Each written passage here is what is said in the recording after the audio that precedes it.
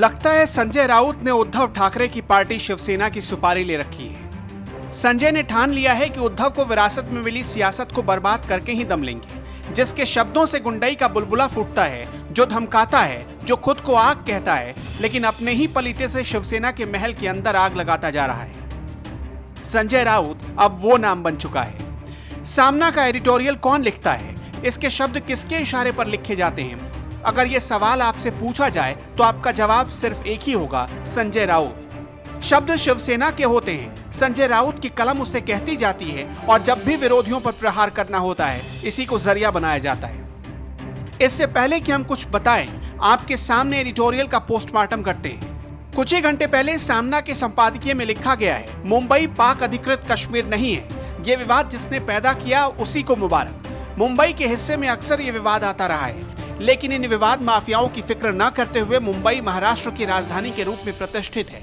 सवाल सिर्फ इतना है कि कौरव जब दरबार में द्रौपदी का चीरहरण कर रहे थे, उस समय सारे पांडव अपना सिर झुकाए बैठे थे। उसी तरह का दृश्य इस बार देखने को मिला जब मुंबई का वस्त्र हरण हो रहा था। इसे ही कहते हैं कत्ल करके भोला बन जाना। पहले एक महिला के खिलाफ अपशब्द बोलो, महिला को ट्रोल करो, पूरी सरकार का उसके खिलाफ इस्तेमाल करो और बाद में कह दो कि मुंबई का चीरहरण हो रहा है। वाह रे द्रौपदी। इस सिने जगत की नींव दादा साहब फाल्के नाम के एक मराठी मानुष ने रखी थी।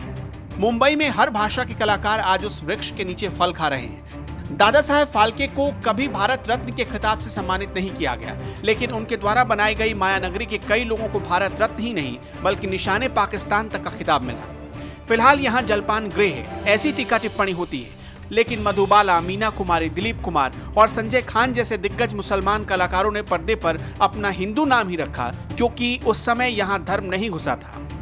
संजय राउत आगे लिखते हैं कि इन लोगों ने कभी भी पानी में रहकर मगरमच्छ से बैर नहीं किया या खुद कांच के घर में रहकर दूसरों के घर पर पत्थर नहीं फेंका।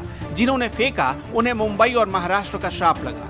मतलब सीधा सीधा कंगना को चेतावनी थी। शिवसेना मराठी मानुष के भाव को फिर से जगाना चाहती थी ताकि महाराष्ट्र में आग लगाई जा सके और ताकि कंगना को बाहरी बताकर मराठियों को अपने पाले में किया जा सके। मतलब एक हाथ से राजनीति भी हो गई और दूसरे हाथ को पता भी नहीं चला। सामना में लिखा गया है कि महाराष्ट्र मरा तो राष्ट्र मर जाएगा। जुम्मा जुम्मा 4 दिन सत्ता संभालने वालों को लगता है अहम ब्रह्मास्मि। संजय राउत के बड़बोलेपन के चर्चे तो दूर दूर तक होते हैं। ये उसी बड़बोलेपन का एक नायाब नमूना है जो खुद ही कहते हैं कि मुंबई को आंकना गड्ढा खोदने के बराबर है, लेकिन वो खुद एक महिला के खिलाफ अपशब्द कहकर मराठी शान का गोबर कर देते हैं। संजय के मुखारविंद से शब्दों की कलकल करती स्याही जो कागज पर रंग भर रही थी, तो दिमागी सनकपन भी उसी कागज पर उतरता जा रहा था। संजय ने छत्रपति शिवाजी का हवाला दिया, बाला साहब ठाकरे का हवाला दिया और इसी से सटाकर खुद और खुद की पार्टी को चिंगारी कहने लगे। सामना में लिखा गया, इस विशाल हृदय वाले महाराष्ट्र के हाथ में छत्रपति शिवाजी महाराज ने भवानी तलवार दी, बाला साहब ठाकरे ने दूसरे हाथ में स्वाभिमान की चिंगारी दी। अगर किसी को ऐसा लग रहा होगा कि उस चिंगारी पर राख जम गई है तो वो एक बार फूंक मारकर देख ले। कंगना ने फूंक मारा और छू कर भी देख लिया। शिवसेना और संजय राउत की क्या हैसियत है पूरे देश को पता चल गया। सामना सिर्फ एक मुखपत्र नहीं है, धमकाने का औजार बन गया है। जैसे लाइसेंस मिल गया है शिवसेना को, जब जिसके खिलाफ लिखने और बोलने का मन करे लिख डालो।